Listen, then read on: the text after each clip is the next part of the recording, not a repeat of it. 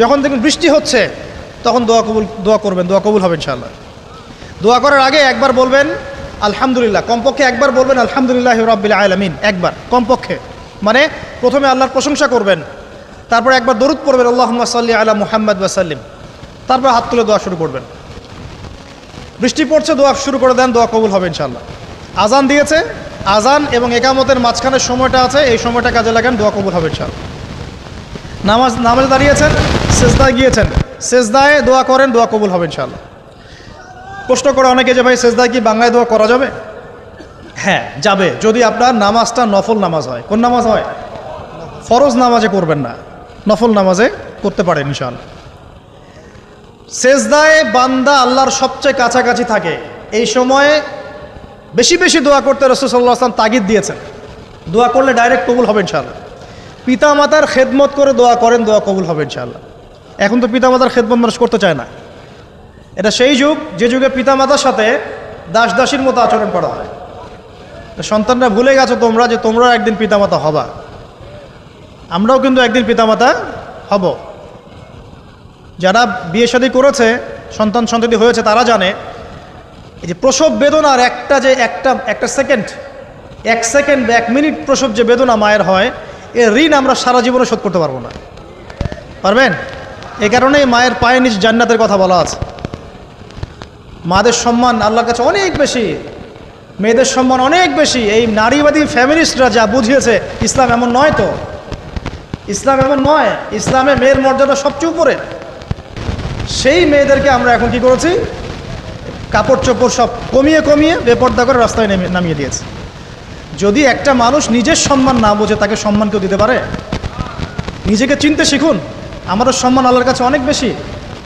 এটা বলছিলাম প্রিয় ভাইয়েরা, মায়ের পায়ের নিচে আল্লাহ পাক সন্তানের বেহেশতের কথা বলেছে। মা বোনদেরকে 4টা কাজ করতে বলো, অনলি 4টা কাজ। 5 ওয়াক্ত নামাজ যদি ঠিকমতো পড়তে পারে, 1 নাম্বার। 2, রমজান মাসে রোজা রাখে। 3 নাম্বার, পর্দা ঠিকঠাক মতো করে। আর 4 নাম্বার, স্বামীর আনুগত্য করে।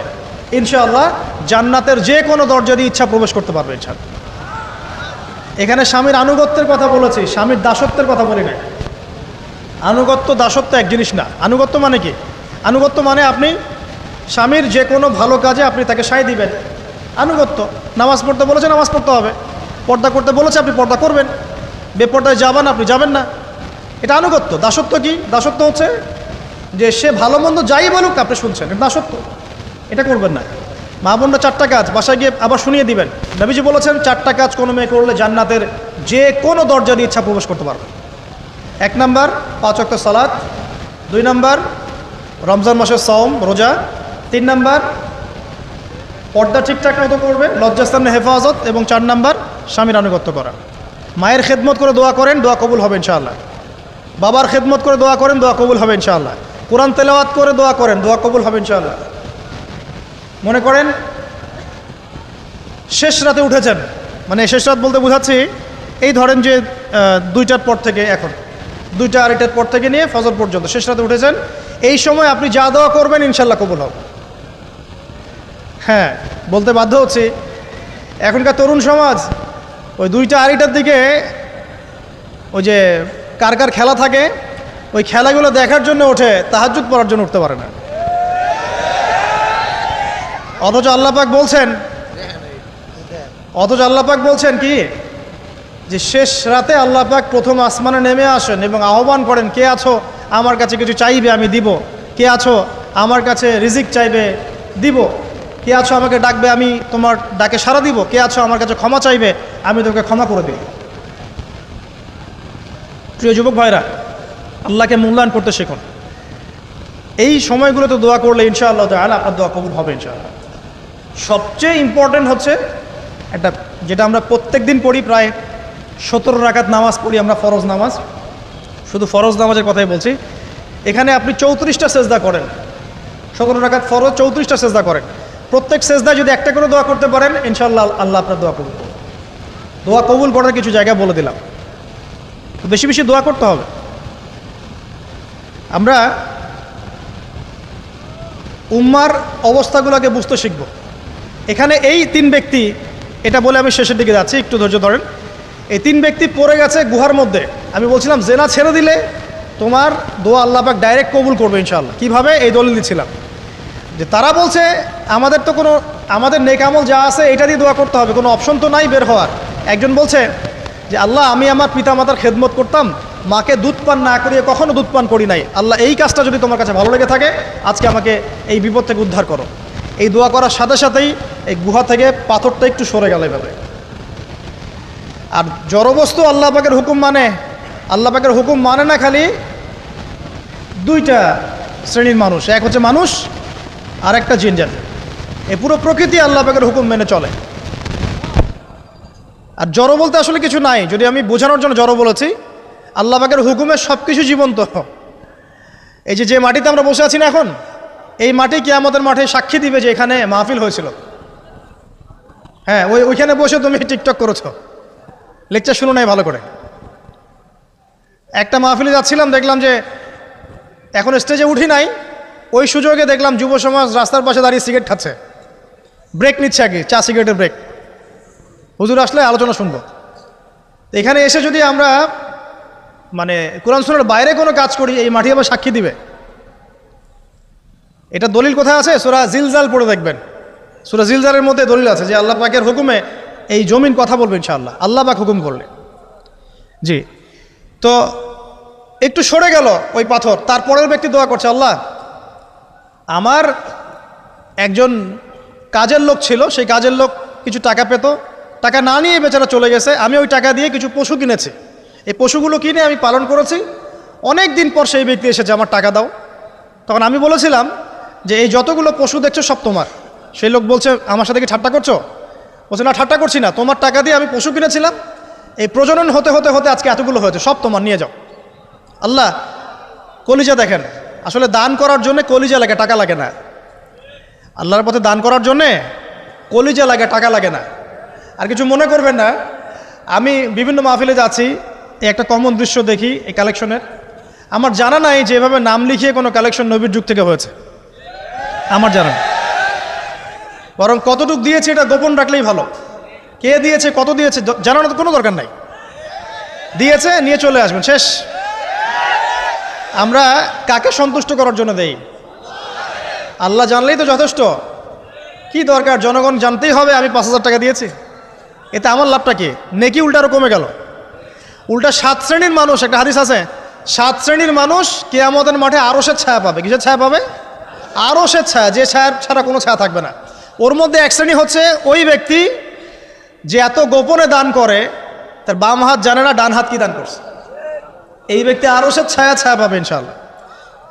তো দুনিয়া যদি উদ্দেশ্য থাকে, নাম প্রকাশ করা, জাহির করার উদ্দেশ্য থাকে, বা যদি এমন হয় যে এখানে লৌকিকতা উদ্দেশ্য থাকে, নেকি নষ্ট হয়ে যেতে পারে, সুযোগ আছে, চান্স আছে।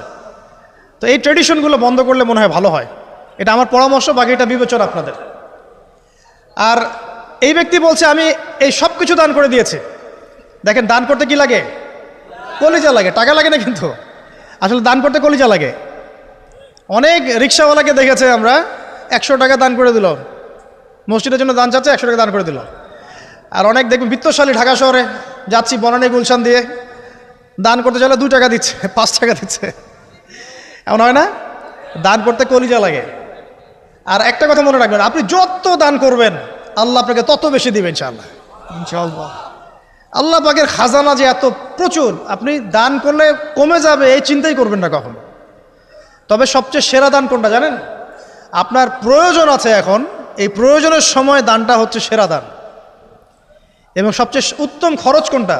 সবচেয়ে উত্তম খরচ হচ্ছে আপনার পরিবারের পিছনে খরচ। আপনার পরিবারের পিছনে খরচটা আপনার সবচেয়ে শ্রেষ্ঠ খরচ। আর দান করে মধ্যম পন্থায়, এমন হবে না যে নিঃস্ব হয়ে গেলেন দান করে একদম, আবার এমন না যে কৃপণতা প্রদর্শন হচ্ছে, এমনও না। মধ্যম পন্থায় দান খয়রাত করবে ইনশাআল্লাহ। আর কিয়ামতের মাঠে মানুষ তার দানের ছায়ায় থাকবে ইনশাআল্লাহ। যে যত দান করবে ওই ছায়ার নিচে সে থাকবে। এই ব্যক্তি সব দান করে দিয়েছিল, যাও সব গরু ছাগল তোমার। তৃতীয় ব্যক্তি, পাথর সরে গেল একটু, তৃতীয় ব্যক্তি, যুবক তোমাকে বলছি ভাই, তৃতীয় ব্যক্তি আল্লাহর কাছে বলছে, আল্লাহ আমার একজন সুন্দরী চাচাতো বোন ছিল, আছে না তোমাদের কাজিন, এবং তাকে আমি খুব ভালোবাসতাম। ওই যে এখন বয়ফ্রেন্ড গার্লফ্রেন্ড ফ্রি মিক্সিং, যেটা খুব ভালোবাসতাম। তো তাকে আমি পেতে চাইতাম, তাই আমি তাকে অফার করি সে বলে যে না, আমাকে 100 স্বর্ণমুদ্রা না দিলে আমি রাজি না। 100 স্বর্ণমুদ্রা। এই মেয়ের অবশ্য অনেক ডিমান্ড ছিল, তাহলে বোঝা গেল 100 স্বর্ণমুদ্রা মানে অনেক। জানেন, এখন তো দেখা যায় 1500 টাকা 2000 টাকা দিয়ে মেয়ে তার ইজ্জত বিক্রি করে ফেলছে। 100 স্বর্ণমুদ্রা, আর কাউকে কিছু দেওয়াই লাগে না, এমনি বিক্রি করে ফেলে। কত প্রশ্ন, কত যে প্রশ্ন আসে আমাদের কাছে যে ভাই বা হুজুর বা ভাইয়া ওস্তাদ, কত জীবনে এক পর্যায়ে ভুল করেছি, এরকম জেনায় লিপ্ত হয়ে গিয়েছিলাম, প্রেম করেছি ইত্যাদি, আমি কী করবো, আমার কি ভালো হওয়ার রাস্তা আছে কিনা, বা আমি তওবা করে ফিরে আসছি, আমি কি এখন বিয়ে করতে পারবো কিনা। প্রশ্নের শেষ নাই। বেশিরভাগ প্রশ্ন এরকমই আসে এখন। আরেকটা বেশি বেশি প্রশ্ন আসে, ভাই ওস্তাদ হুজুর, আমার স্বামী পরকীয়া আসক্ত, আমার স্বামী পরকীয়া আসক্ত, আমাকে দেখে না, এই হয় সেই, এইগুলো প্রশ্ন বেশি। পারিবারিক জেনা কেন্দ্রিক যত প্রশ্ন আসে, অন্য কোনো কেন্দ্রিক প্রশ্ন এত আসা, মানে এই যুগটা কি হয়েছে, মানে মানুষকে জেনা উন্মুক্ত করে দিয়েছে একেবারে। একদম স্কুল লাইফ থেকে শুরু হবে বয়ফ্রেন্ড গার্লফ্রেন্ড ফ্রি মিক্সিং, এই বন্ধু বন্ধু পড়তে পড়তেই জেনা হয়ে যায়। কলেজ লাইফে গিয়ে আরও বড় জেনা। ইউনিভার্সিটিতে গেলে তো আর কোনো পাত্তাই নাই। ইউনিভার্সিটির খুব কম ছেলে পাবেন সিগারেট খায় না, এবং খুব কম ছেলে মেয়ে পাবেন যারা এই অবৈধ প্রেম করছে না, খুব কম। এটাকে আমরা প্রমোট করছি আবার। বিশ্বাস করেন শুধুমাত্র সরাসরি সেক্সুয়াল সম্পর্কটাই জেনা নয়, এই মিক্সিংটাও জেনা আল্লাহ পাক বলেছে। এবং এতে করে আমাদের যুব সমাজে অধঃপতনটা হয়েছে, এটা অন্য কোনোভাবে হয় নাই। কারণ সূরা আলে ইমরান পড়ে দেখবেন আল্লাহ পাক বলছেন যুয়িনা লিন-নাস হুব্বুশ শাহওয়াতি মিনান নিসা, মেয়েদের মধ্যে ছেলেদের জন্য সবচেয়ে বেশি শাহওয়াত আছে, শাহওয়াত খাহেসাত, এটা সবচেয়ে বেশি আকর্ষণ করে ছেলেদেরকে।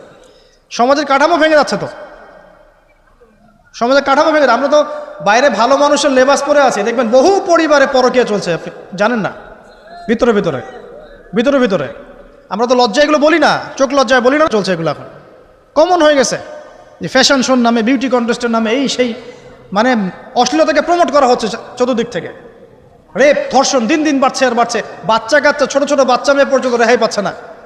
এই কয়দিন আগে একটা মেয়েকে কত পিস পিস করে ভাসিয়ে দিয়েছে একেবারে, দেখেন নাই? কোথায় আছেন? সমাজটা কোথায় গেছে? আমরা ভালো মানুষের মুখোশ পরে বসে আছি। একটা মাহফিল করে কি সব হবে? কনস্ট্রাকটিভ কাজ করতে হবে। তারুণ্যের এই শক্তিটাকে আল্লাহর জমিনে দিনের প্রচার প্রসার প্রতিষ্ঠার কাজে ব্যয় করতে হবে। যতক্ষণ পর্যন্ত আমরা এরকম ভালো মানুষের লেবাস সাজে বসে থাকবো না, আমার ঘরেও ফেতনা ঢুকে আসবে, টের পাবেন না। যখন ফেতনা ছড়িয়ে পড়ে ওটাকে দমন করতে হয়। দমন না করলে ওইটা আমার ঘরেও ঢুকবে তো এক সময়, আমি একা ভালো থাকতে পারবো না তো। আরে দমন করার ক্ষমতা আল্লাহ পাক যাদেরকে দিয়েছেন তাদের উপর অবশ্য ওয়াজিব হয়ে গেছে এগুলো দমন করা। এখন তাদের উপর একটা ফরজ ওয়াজিব হয়ে গেছে দমন করা এগুলা, নাহলে আল্লাহ পাক কঠিন শাস্তির সম্মুখীন করবেন। একটা হাদিস বলে সামনে যাই, শেষ করে গুটিয়ে নিচ্ছি। নবীজি বলছেন একদিন ঘুম থেকে উঠে চোখ ঘষতে করছে লা ইলাহা ইল্লাল্লাহ, আল্লাহ লা ইলাহা ইল্লাল্লাহ। তার স্ত্রী সামনে জাইনাব বিনতে জাহাশ রাদিয়াল্লাহু আনহা, তিনি বলছেন ইয়া রাসূলুল্লাহ, কি হয়েছে, সমস্যা কি? নবীজি বলছেন ওয়াইলুল লিল আরব, আরবদের জন্য ধ্বংস, আরবদের জন্য ধ্বংস। মিন শাররি কাদ ইখতারাব, কি ভয়ঙ্কর ফিতনা ধেয়ে আসছে। তখন তার স্ত্রী বলছেন ইয়া রাসূলুল্লাহ আনুহলিকু ওয়া ফিনা সালিহুন, আমাদের মধ্যে সৎ মানুষ ভালো মানুষ থাকা অবস্থাতেও কি আমরা ধ্বংস হয়ে যাব? নবীজি বলছেন বালা, অবশ্যই, নাম, হ্যাঁ অবশ্যই ধ্বংস হবে। ইযা কাসরাতুল খাবাস, যখন সমাজের মধ্যে অশ্লীলতাকে ছড়িয়ে পড়া হবে। যখন সমাজের মধ্যে অশ্লীলতা বেহায়াপনা ছড়িয়ে পড়বে, আলেম জালেম সব ধ্বংস হয়ে যাবে। এই সময় এখন আসে নাই? আসে নাই? হারাম, একটা সামান্য একটা হারাম ঠুনকো একটা খেলাকে নিয়ে সারা বিশ্ব কি করতেছে দেখেন নাই? কি পাগল হয়ে গেছে একেবারে, কি অবস্থা মানুষের মধ্যে। কে খেলে তারও ঠিক নাই, ওই দেশের লোক আমাকে চিনে কিনা তারও ঠিক নাই, নিজের কোনো ব্যক্তিত্ব গায়রত কিছুই নাই। আশ্চর্য একটা জাতি আমরা।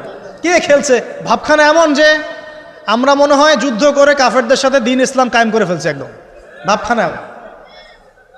অথচ এগুলো তৈরি করা হয় কি জন্য? যাতে মুসলিম জাতি একদিকে ফোকাস করে থাকে, অন্যদিকে ওরা তাদের উদ্দেশ্য সাধন করবে। এখন সারা ওয়ার্ল্ডের চেহারা একদিকে ফিরাইছে, এদিকে দেখো, এই যে খেলা দেখো, আর বাকি পিছনে যে কাজগুলা ঠিকই করছে ওরা। দেখবে কি কাজ করছে কয়দিন পরে দেখতে পারবে। পাবলিকলি আমি বললাম না, কারণ বললে সব বুঝবেন না আপনারা, আর সব জায়গায় সব কিছু বলতে নাই।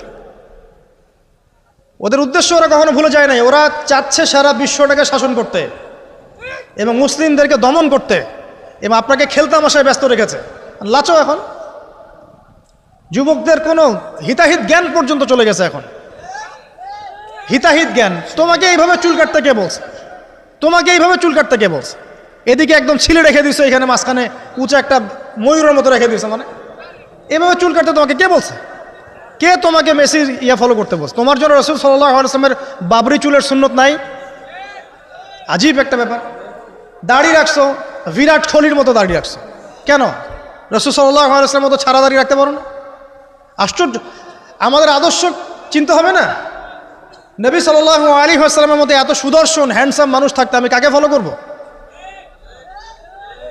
যুবকদের পুরো মাথাটাকে ব্রেইন ওয়াশ করে ফেলা হয়েছে।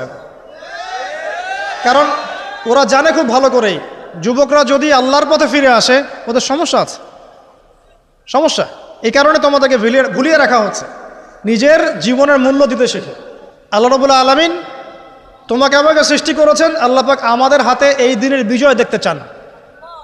আল্লাহ পাক চান যেন আমরা আল্লাহর দিনটাকে পালন করি, প্রসার ঘটাই। ইনশাল্লাহ এক সময় দিন প্রতিষ্ঠা হবে ইনশাআল্লাহ। আমরা যদি খেলতামাশায় মত্ত থাকি তাহলে দিনের প্রচার কে করবে? প্রসার কে করবে? আর সব কি ওলামায়ে কেরামের দায়িত্ব? সাধারণ মানুষের কোনো দায়িত্ব নাই? সবাই এখন এই যে ডক্টর হতে চান, ইঞ্জিনিয়ার হতে চান, ভালো কথা, হন। এবং সবসময় দেখা যায় আলেম ওলামাদের সবার ভুল ধরার চেষ্টা করতে থাকেন। আপনি নিজে আলেম হচ্ছেন না কেন? তাহলে আপনি নিজে আলেম হন না কেন? নিজে একজন মুফতি হচ্ছেন না কেন? নিজে একজন মুহাদ্দিস হচ্ছেন না কেন? এতই যদি ভুল ধরতে পারেন অনলাইনে, আপনি নিজে একজন আলেম হয়ে দেখান না কেন? তারপর দুটো কথা বলেন যাদের সামনে, দেখেন মানুষ কীভাবে রিসিভ করে। কত সহজ এই কাজটা। নিজে কিছু করছেন না, সারাদিন মানুষের পিছনে লেগে আছে। দেখবেন কিছু মানুষ আছে এই মুসলিম সমাজের মধ্যেই, আমি তো লম্বা করে ফেলছি হয়তো বা, মুসলিম সমাজের মধ্যেই কিছু মানুষ ইসলামের লেবাস পোশাক পরেই আছে, কিন্তু এরা মুসলিমদেরকে ছোটোখাটো বিষয়ে ব্যস্ত রেখেছে। হাত বাঁধা, রফুলিয়া দেন, জোরে আমিন, পায়ে পা, এই কিছু কিছু সিলি বিষয়ের জন্য বলছি যে বড় বড় বিষয়গুলো বাদ দিয়ে ছোটোখাটো বিষয়গুলো কিনে উম্মাকে ইখতিলাফে ব্যস্ত রেখে দিয়েছে। ভাবখানে এমন যেন ইসলামের সব বিষয় প্রতিষ্ঠা হয়ে গেছে, এখন এই 4টা বিষয় বাকি আছে। ভাবখানে এমন, অথচ সারা ওয়ার্ল্ডের মধ্যে ইসলাম আস্তে আস্তে সংকুচিত হয়ে গেছে। আমরা কবে স্মার্ট হব? প্রিয় ভাইরা, মনে রাখবেন আমরা সবাই মিলেই মুসলিম জাতি। পলিটিক্যাল লিডার্স আছেন, প্রশাসনের লোক আছেন, আমাদের যুবক যুবতী, তরুণ তরুণী, সবাই মিলেই আমরা এই উম্মা জাতি। আমরা কেউ কারো শত্রু নই, কেউ কারো দুশ্মন নই। সবার মধ্যে ভালো কিছু পাবেন, ভালো নিয়ে নেন, খারাপটা ছেড়ে দেন। উম্মাকে ঐক্যবদ্ধ করার চেষ্টা করেন। এই ছোটোখাটো বিষয়গুলোকে ইখতিলাফ বন্ধ করেন, আল্লাহর ওয়াস্তে বন্ধ করেন। বড় বড় বিষয়গুলোর দিকে ফোকাস করেন। তরুণদেরকে শিক্ষিত করেন, আদর্শ পরিবার করেন, শিক্ষা অর্জন করেন, জ্ঞান অর্জন করেন, বড় আলেম স্কলার হন, বিশ্বকে নেতৃত্ব দেন। পলিটিক্স করলে ভালো করে করেন, যাতে করে আপনার দ্বারা দুনিয়ার দিনের খেদমত হয়, আলহামদুলিল্লাহ। ইকোনমিক্স হলে ভালো করে হন, বিজ্ঞানী হলে বড় বিজ্ঞানী হন, মানে আপনি বড় স্বপ্ন দেখেন। ইয়াং জেনারেশনকে নিয়ে আসেন ইসলামের দিকে, তাদের দ্বারা ইনশাআল্লাহ ইসলামের বিজয় হবে। ওই যুবক বলছে, আল্লাহ আমার এই চাচাতো বোনকে পেতে চাইতাম, সে 100 স্বর্ণমুদ্রা চেয়েছে। 100 স্বর্ণমুদ্রা সে বহুত কষ্ট করে অর্জন করে শেষমেশ ওকে দিল। দেওয়ার পর বলছে এখন আমাকে দাও।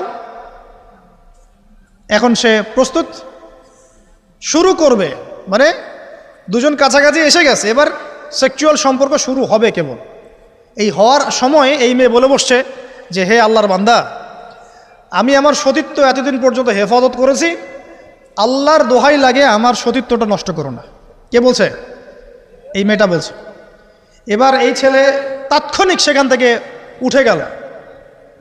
হাদিসে এমন শব্দ এসেছে যে সেই ছেলে ওই মেয়ের মানে মাঝখানে বসে পড়েছে আর কি। ওখান থেকে সে উঠে গেল, উঠে স্বর্ণমুদ্রাও নিল না, স্বর্ণমুদ্রা রেখে দিয়ে সে আল্লাহর ভয় সেখান থেকে উঠে চলে আসলো, জেনা করলো না। সে বলছে, আল্লাহ ওই কাজটা যদি আমি তোমার ভয়ে করে থাকি, তুমি যদি জানো, আজকে এই পাথরটা এখান থেকে সরিয়ে দাও আল্লাহ। আল্লাহ পাক সেই পাথরটা পুরো সরিয়ে দিলেন এখান থেকে। চাক্ষুষ মৃত্যুর হাত থেকে আল্লাহ পাক বাঁচালেন কোন ওসিলায়? জেনা থেকে দূরে থাকার ওসিলায়। প্রিয় যুবক ভাই এবং যুবতীদেরকে বলবো, চারিত্রিক পবিত্রতা হেফাজত করেন, আল্লাহর ওয়াস্তে নিজের জীবনটাকে পবিত্র করেন, দিনের ইলম অর্জন করেন, বেশি বেশি আমল করেন, ভালো কাজে ব্যস্ত থাকেন, সমাজ কল্যাণমূলক কাজ করেন, বেশি ভালো কাজে ব্যস্ত থাকেন। খারাপ সার্কেলের সাথে মিশিয়েন না, ভালো সার্কেলে মিশেন। আলেম ওলামার সাথে সম্পর্ক রাখেন, মাদ্রাসার সাথে একটু যোগাযোগ রাখেন, দিনী হালাকাগুলোয় বসেন। এই অহেতুক ফাহেসা কাজগুলোতে সময় নষ্ট করেন না। কোরআন তেলাওয়াত করেন, বেশি বেশি করেন, দিনী বইপত্র পড়েন। এই যে ভ্রাম্যমান লাইব্রেরিগুলো আছে না, বই পড়েন। আমি বলছি না শুধু ইসলামিক বই পড়তে হবে আপনাকে, আপনি অর্থনীতির বই পড়েন, সমাজবিজ্ঞানের বই পড়েন, রাষ্ট্রবিজ্ঞানের বই পড়েন, জিওপলিটিক্যাল বইগুলো পড়েন, কোরআন সুন্নাহ তো পড়বেনই, শিক্ষিত হন ইনশাআল্লাহ তাআলা। আজ হোক আর কাল হোক আমরা বিশ্বাসী ওই যে যুগটা ছিল, যে যুগে মুসলিমরা সারা বিশ্ব দাপটের সাথে দাপিয়ে বেরিয়েছে আর কি, প্রত্যেকটা ডিপার্টমেন্ট মুসলিমরা রুল করেছে, ইনশাআল্লাহ আবারও সেই সময় ফিরে আসবে ইনশাআল্লাহ। আমরা বিশ্বাস করি আল্লাহ রাব্বুল আলামিন তার রাসূলের মাধ্যমে জানিয়েছেন যে ফিতনাময় পরিবেশটা চিরস্থায়ী হবে না। এখন হয়তো ফিতনা চলছে, কিন্তু এরপরে আসবে ইনশাআল্লাহ তাআলা আল মাহদির যুগ। কার যুগ? ইমামুল মাহদির যুগ আসবে ইনশাআল্লাহ। তারপরে ঈসা ইবনে মারইয়ামকে আল্লাহ পাক পাঠাবেন এবং যত দুশমন আছে ইসলামের সবার সাথে সরাসরি ব্যাটল হবে, হাদিসে বলা আছে, কিছু করার নাই। এবং সেই যুদ্ধগুলোতে মুসলিমরা জিতবে ইনশাআল্লাহ। তারপরে সারা বিশ্বে ইসলামী খেলাফা কায়েম হবে ওই জেরুজালেম থেকে ইনশাআল্লাহ আযজা ওয়া জাল। আমরা দোয়া করি আল্লাহ রাব্বুল আলামিন আমাদের যুব সমাজকে যেন কবুল করে নেন, আমিন, এবং তাদেরকে এই জাগতিক ফিতনাগুলো থেকে আল্লাহ পাক হেফাজত করুন। আমাদের সতীত্ব, পবিত্রতা, চরিত্রের সৌন্দর্য আল্লাহ পাক যেন অটুট রাখে, জেনা থেকে আল্লাহ পাক যেন বাঁচিয়ে রাখে। আল্লাহ পাক আমাদের সবাইকে দিনের এলেম অর্জন করার তৌফিক দান করেন, জীবন সম্পর্কে সচেতন হওয়ার তৌফিক দান করেন, সময়কে মূল্যায়নের তৌফিক দান করেন, খাস পর্দায় থাকার তৌফিক দান করেন মা বোনদেরকে, এবং আমাদের মধ্যে উম্মার ঐক্যের জন্য কাজ করার তৌফিক আল্লাহ পাক সবাইকে দান করেন, আমিন।